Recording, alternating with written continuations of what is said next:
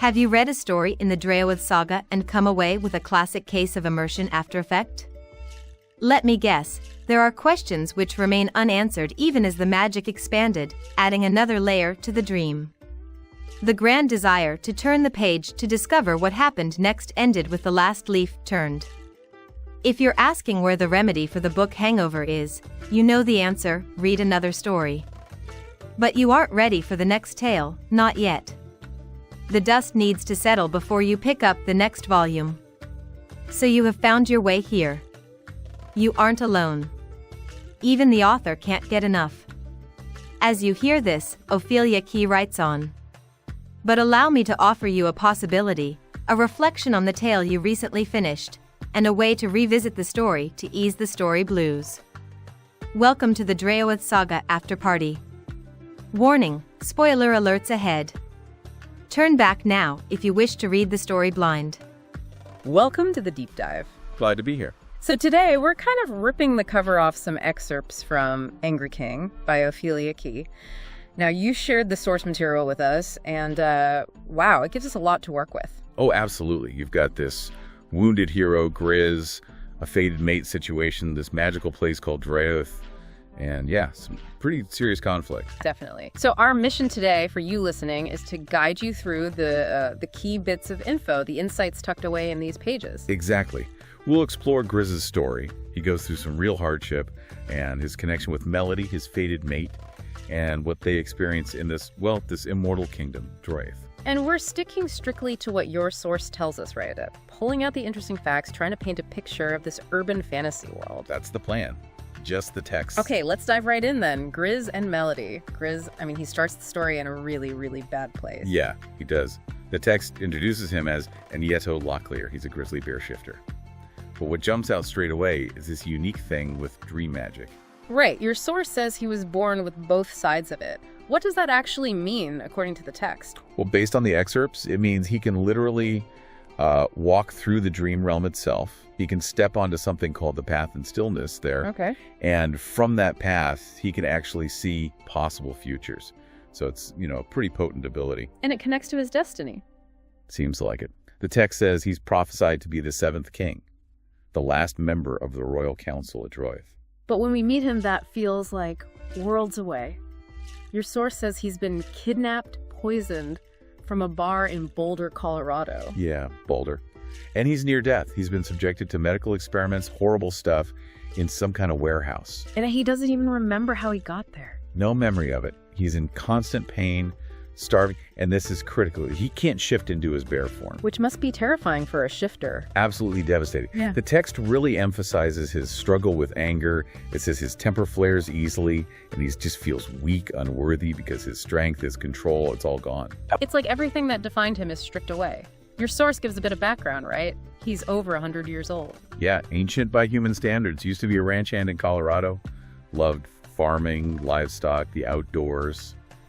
Really relied on his physical strength. And he's had to reinvent himself every 25 years when living among humans. Yeah. That really hints at, a long, probably lonely life for immortals outside places like Draoithe. Right, that isolation. Which kind of brings us neatly to Melody Brooks. How does she fit in?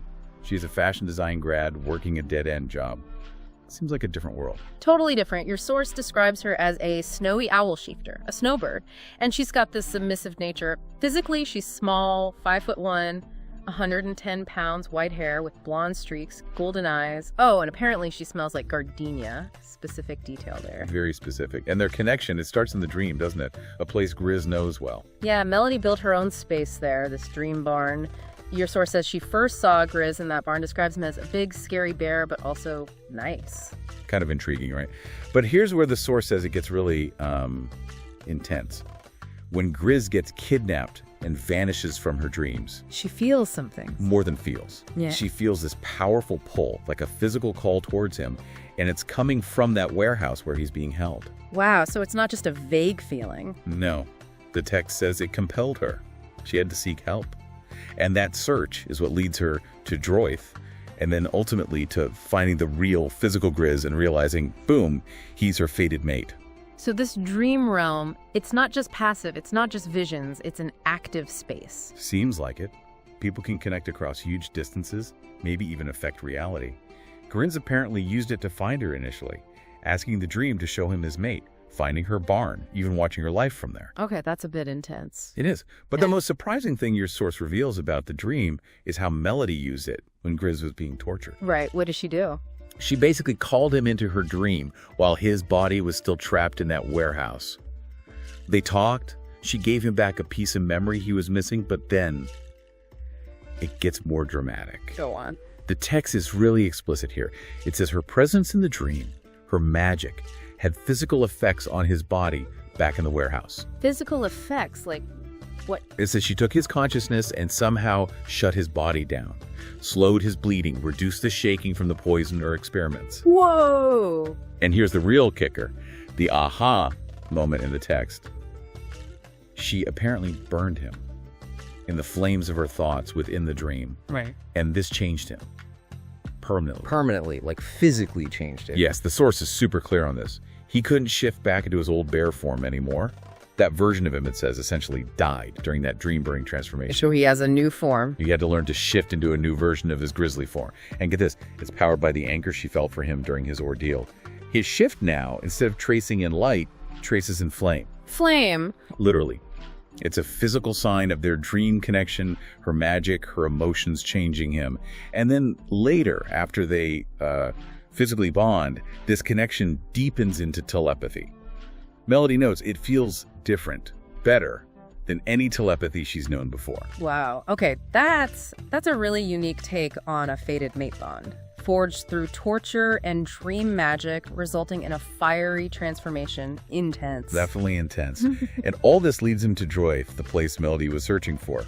Your source describes it as, what, an immortal kingdom? A sanctuary? Yeah. Near Tyler, Texas? Yeah, a sanctuary, a retreat in a place called the Lane Deal. And its original purpose, according to the text, was basically to fight against people messing up the balance of magic in the dream. Ah, so it has a mission.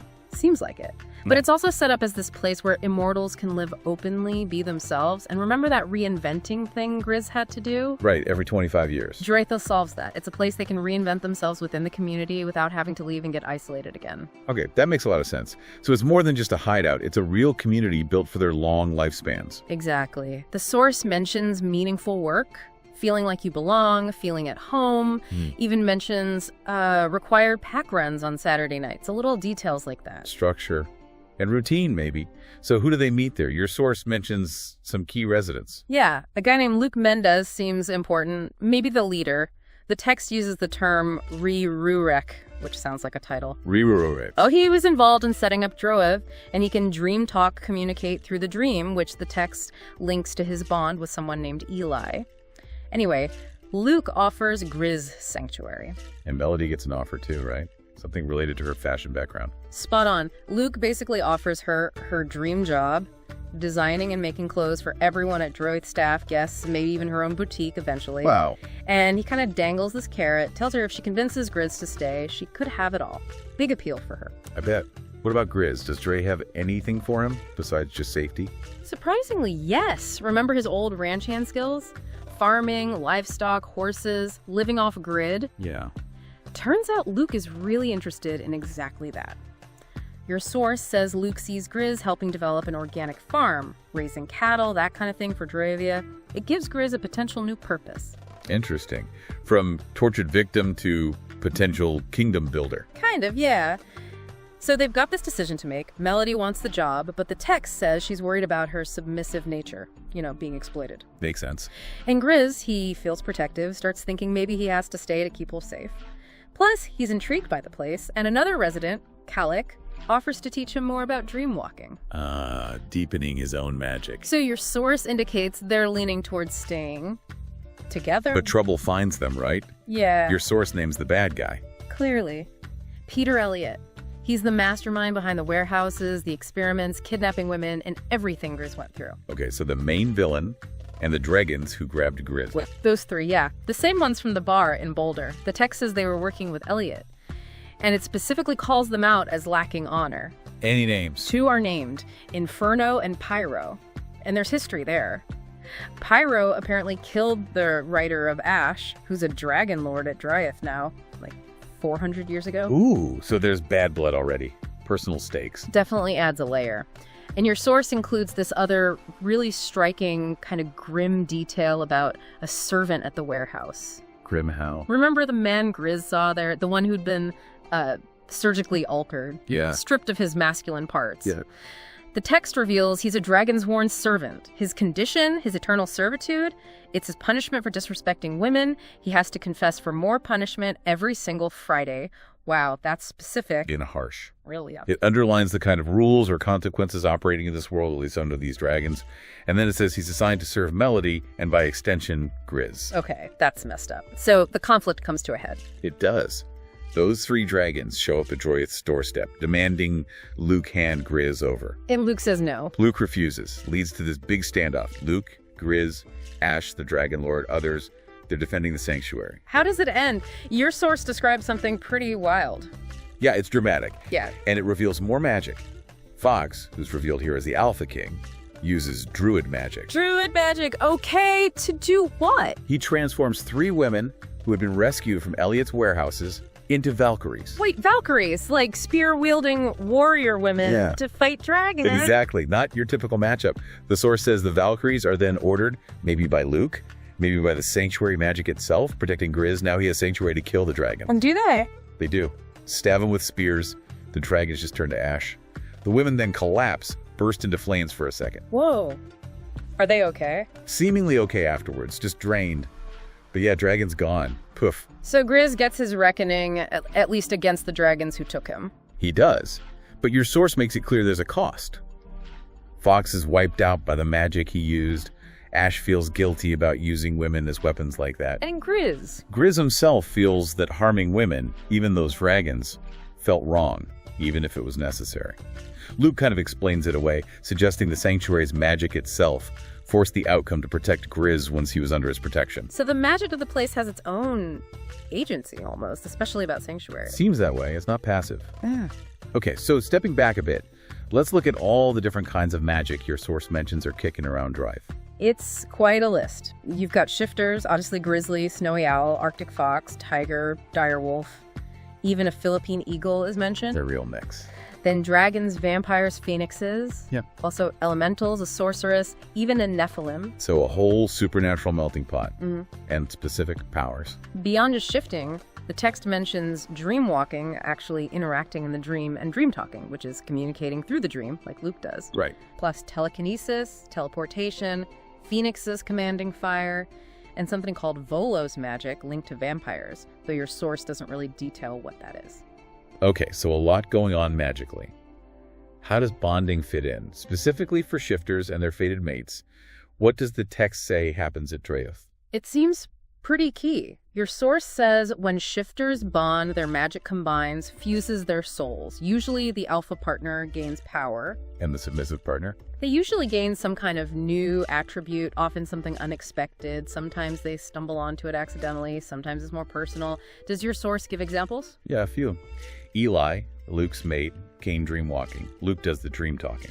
Artie, a tiger shifter, suddenly got telekinesis, found out by accident. Okay. Javier, a direwolf, got phoenix flame ability from his mate Isabel. Okay. She's a phoenix, and she gained power as the alpha in that bond. So it's this mutual exchange, but it manifests differently. What about Melody? Does she gain anything? Your source said she wasn't sure at first. Right, she questioned it. But the text confirmed she absolutely did gain something after that really intense bonding experience with Grizz. The one where she burned him in the dream? Or the later physical one? The later, really intense physical one. Oh. After that, she discovers she can phase through solid objects. Phasing. Like a ghost. Pretty much. So while she was doubting, others like Isabel could actually sense that Grizz himself had become more powerful because of their bond. And Melody does notice her telepathy with him is different, stronger now. So the bonding is seriously transformative, magically speaking. Definitely. But beyond all the magic and fighting, your source really digs into the relationship itself, how Griz and Melody's bond develops. Yeah, how does that unfold? Well, from the start, your source points out Melody's submissive nature kicking in around Grizz's, big alpha bear energy. Yeah. Like freezing when he rumbled, or agreeing to share her bed because she felt she should give him what he wanted. Okay. And Grizz? He gets super possessive. The text mentions him rumbling warnings at other guys like Javier, but he's also deeply protective. He explicitly doesn't want her to fear him, doesn't want her acting like a servant, even though he appreciates her care. He wants to protect her, win her over. And their decision to stay at Draoithe feels like a big step in their bonding. It really is. Your source shows it as a joint thing. She follows his lead, but he also realizes he needs her for his own healing, and that Draoithe is the only place he can really keep her safe. Plus, he's got his own reasons now, like learning dream walking. Staying is tied to being together. Then there's that bit about their first practical date. Shopping, a rose garden. Yeah, a moment of normalcy, right? It lets you see them interact outside the crisis mode. He's buying her clothes, jewelry, showing he cares. You see her personality, her love for fashion, enjoying simple things like a Chinese buffet. It's building connection. And then your source describes that really intense, intimate encounter. Yeah, the text uses some pretty strong language there. Presents it as the culmination of their magical bond manifesting physically. Talks about burning souls, linking minds, calls it fierce, intense. It mentions biting and blood drinking. It does. He bites her neck and drinks. She uses her owl beak to slice his veins so he can drink from her. It's portrayed as this really deep, almost primal, physical act that solidifies their unique soul connection. And Melody discovers her phasing power right after that happens. Yes, the text links it directly. They wake up feeling comfortable. Grizz is described as just plain happy. Melody notices his scent on her, and then, bam, she accidentally phases her hand through the nightstand. Wow. So it's all tied together, the emotional bond, the physical intimacy, the magical development. Exactly. And their relationship isn't just, a side plot. Your source presents it as absolutely essential, especially for Grizz.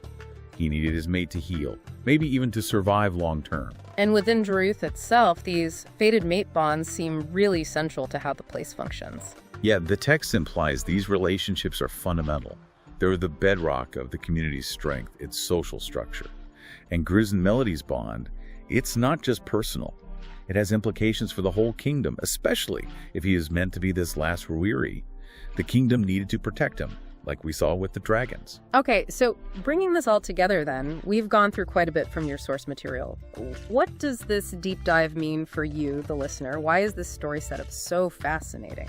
Well, your source really paints a picture of a unique and, frankly, quite rich urban fantasy world. It does a great job, I think, of blending really intense, almost visceral action. The kidnapping, the experiments, that whole Valkyrie versus dragon fight. Yeah, that was unexpected. Right. But it blends that action with these really deep personal journeys. Grizz's healing, Melody finding her strength and power.